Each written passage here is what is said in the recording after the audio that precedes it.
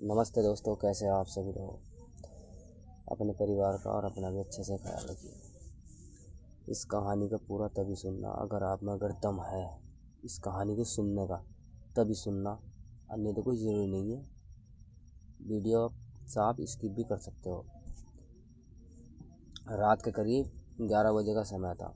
हल्की हल्की बारिश हो रही थी। शहर से थोड़ा दूर पुराना एक कब्रिस्तान था जहाँ लोग दिन में भी जाने से कतराते थे। अमन अपने दोस्तों को मतलब हिम्मत अपनी दिखाने के लिए उसने चुनौती स्वीकार कर ली और चुनौती में वहाँ पहुँच गया। जैसे उसने कब्रिस्तान के जंग लगे फाटक को धक्का दिया, वह चरमराहट के साथ खुल गया, मानो किसी ने अंदर जाने की उसे इजाज़त दे दी हो। भीगी मिट्टी से अजीब सी गंध उठ रही थी। हर कदम पर जूते मिट्टी में धंस रहे थे।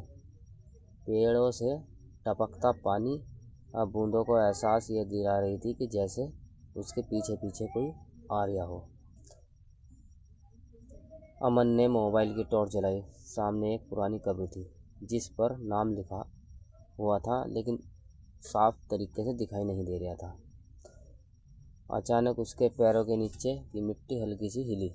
उसने सोचा शायद उसका भ्रम होगा, लेकिन तभी उस कब्र की भीगी हुई मिट्टी धीरे धीरे ऊपर उठने लगी, मानो नीचे से कोई सांस ले रहा हो। अमन का दिल जोर जोर से धड़कने लगा। उसने पैर हटाने की बहुत कोशिश की, लेकिन पैर फिसल गया और वह मिट्टी में जो जाके गिर गया। उसके हाथ किसी ठंडी सख्त जैसी चीज़ ठंडी चीज़ थी, सख्त जैसे कोई ठोस हो, उससे जाकर टकराई।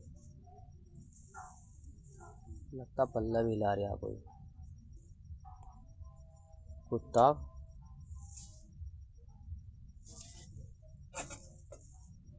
कौन है? मैं भी डर गया था यार। तो उसका जो हाथ किसी ठंडी सख्त चीज़ से जाकर टकरा गया। वह जो किसी चीज़ से जो टकराया था जाकर, वो कोई और पत्थर जैसी चीज़ थी। वो कुछ और नहीं, एक हाथ था, वो भी कीचड़ से गारे से लथपथ था और सड़ा हुआ। उसमें बदबू इतनी गंध आ रही थी बहुत ज़्यादा, और उसकी कलाई पर पुरानी लोहे की बेड़ी जमी हुई थी। अमन चीखता रहा था, लेकिन आवाज़ गले से जो निकल ही नहीं रही थी ऊपर, वो उसकी आवाज़ गले में अटक गई। उस हाथ ने उसकी कलाई पकड़ ली। पकड़ इतनी ठंडी और मजबूत थी कि वह छूट नहीं पा रहा था। बारिश तेज हो गई। आसमान में बिजली कड़की। एक पल के लिए पूरी जगह जो रोशनी हो गई और अमन ने देखा कब्र की मिट्टी पूरी तरह हट चुकी थी। अंदर से एक अधजली लाश, जिसकी आंखों की जगह काले जो घेरे थे, उसे घूर कर देख रही थी। अचानक सब शांत हो गया। अगली सुबह कब्रिस्तान के पास लोगों ने कीचड़ में पैरों के निशान देखे, जो अंदर तो जा रहे थे पर बाहर नहीं आ रहे थे।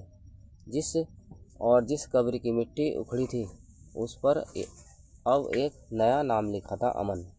उस दिन के बाद जब भी बारिश होती, लोग कहते कि उस कब्र की भीगी मिट्टी की गंध के साथ धीमी धीमी सांसों की उसकी आवाज़ आती है, जैसे कोई अब भी बाहर निकलने की कोशिश कर रहा हो। अमन की मौत की खबर पूरे शहर में फैल गई। पुलिस ने भी कहा शायद उसका पैर फिसलने से उसकी मौत हो गई होगी, पर जिसने भी उसकी लाश देखी वह एक बात से कांप उठा। उसके हाथ में मिट्टी जमी थी और वह आखिरी सांस तक किसी चीज़ को पकड़ने की कोशिश कर रहा था। बारिश 3 दिन तक रुकी नहीं।